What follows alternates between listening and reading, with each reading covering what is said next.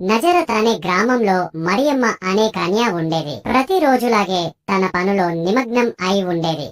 కాని ఒకరోజు మరియమ్మ కూర్చొని ఉండగా ఒక ప్రకాశవంతమైన వెలుగు తన ముందు ప్రత్యక్షమైంది. ఎవరు అని చూస్తుండగా దేవదూత మరియమ్మ వద్దకు వచ్చి ఇలా చెప్పాడు, నీకు దేవుని అనుగ్రహం లభించింది. నీవు గర్భవతి అవుతావు, ఒక కుమారుని జన్మనిస్తావు. ఆయనకు నీవు యేసు అని పేరు పెట్టాలి.